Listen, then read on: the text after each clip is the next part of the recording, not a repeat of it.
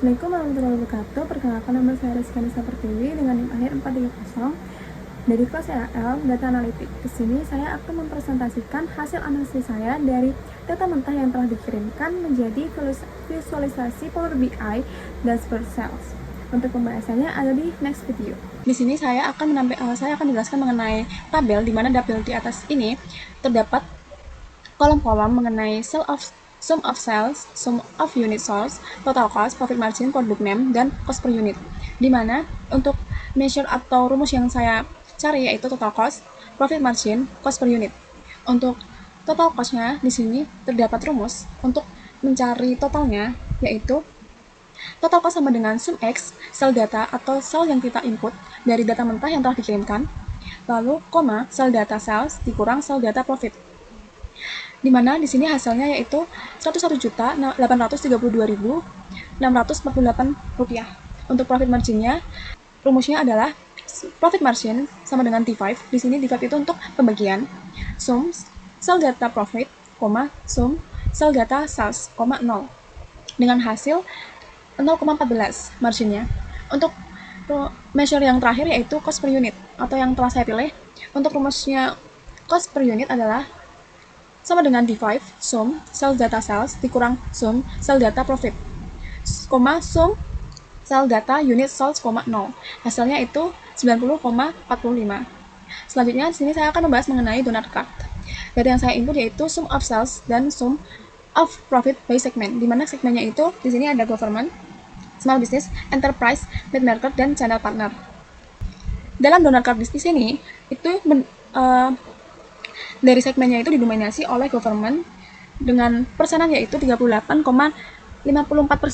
dan small business yaitu ada di 31,14% yang sangat mendominasi. Sisanya seperti enterprise, mid market, dan channel partners itu sangat kecil, yang diverifikasi bahwasannya itu di permukaannya itu kayak terlihatnya sedikit, jadi kayak sangat tertimpa dengan dua segmen seperti government dan small business. Untuk selanjutnya yaitu saya di sini akan membahas mengenai funnel atau average of units sold by country. Dari average of units sold ini terdapat negara-negara seperti France, Kanada, Italia, USA, England, Jepang, India, dan Germany.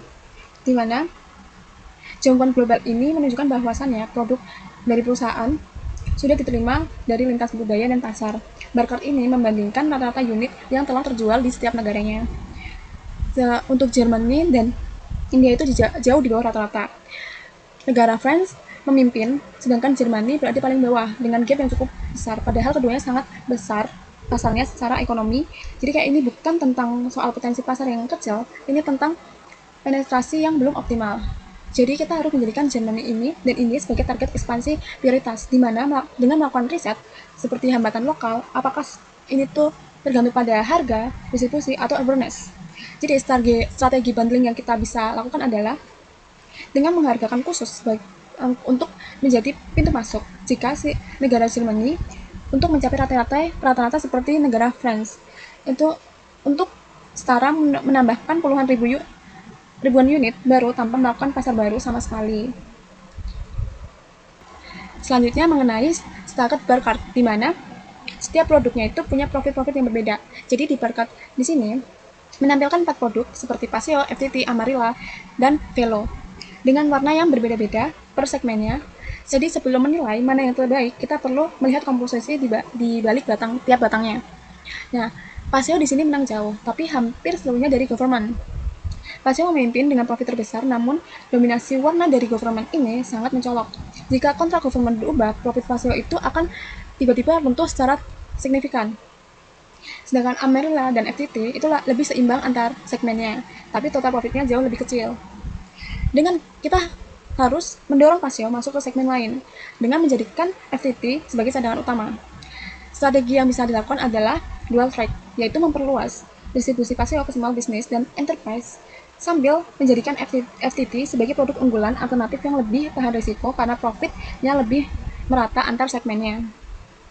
Lanjut ke staggered area chart. Di sini data yang saya input yaitu sum of sales by year and segment, di mana tren 2 tahun penjualan perusahaan terus naik. Jadi di area chart ini menunjukkan akumulasi penjualan dari seluruh segmen sepanjang 2023 hingga 2024. Secara keseluruhan itu garis total bergerak ke atas. Bahwasannya di sini sinyal bahwa bisnis sedang dalam fase pertumbuhan. Pertumbuhan itu milik government bukan untuk semua segmen. Jadi kayak area biru dari government ini itu tuh paling tebal dan paling curam naiknya. Sedangkan segmen lain seperti main market lalu channel partners hampir flat sepanjang 2 tahun terakhir. Artinya pertumbuhan perusahaan itu sangat bergantung pada satu segmen saja, yaitu pada government. Lalu, kita harus mengaktifkan si segmen pertumbuhan ini yang masih kurang, kayak small dan mid market, di mana small business dan enterprise punya area yang stabil atau belum tumbuh secara tajam. Di situ, kita harus mencari peluangnya dengan kedua segmen ini bisa didorong naik di 2025. Jadi kayak kurva totalnya itu akan jauh lebih sehat dan tidak bergantung pada satu segmen saja. Lanjut adalah mengenai card. Di sini ada 5 card. Yang pertama itu ada sum of profit, sum of unit sold, sum of sales, price per unit, dan profit margin. Dari kelima card ini, kita bisa menafsirkan menjadi satu. Dari kelima card ini, terdapat konflik bahwasanya dengan sales sebesar 118.726.350,26 rupiah, di sini menghasilkan profit hanya 16,89 M, yang artinya 86 sen dari setiap rupiah habis untuk biaya saja. Dengan profit per unitnya itu 76,86 K pun tergolong sangat tinggi, padahal volumenya itu hanya di 1,13 M. Untuk unit itu tidak cukup untuk mendorong marginnya itu lebih naik atau tebal. Dengan hal tersebut, kita bisa mengupayakan dengan menaikkan margin ke 20% tanpa harus menjual lebih banyak. Dengan sales yang sudah ada, menaikkan margin dari 14 hingga 20%, berarti profitnya itu akan naik dari 16,89 M bisa ke sekitar 26,7 M, yaitu pertumbuhannya itu sekitar 40%. Caranya bukan dengan menaikkan harga, tapi dengan menekankan biaya operasional dan memilih segmen yang lebih menguntungkan untuk perusahaan. Selanjutnya, yang terakhir itu ada slicer, di mana di sini terdapat 3 slicer utama atau pokok. Yang pertama ada segmen. Dengan segmennya itu ada channel partners, enterprise, government, main market, dan small business. Lalu untuk produk name-nya itu ada Amarilla, Carretera, Montana, Paseo, Velo, dan FPT. Untuk year dan month-nya itu ada di 2023 hingga 2024 dengan periode dari Januari hingga Desember.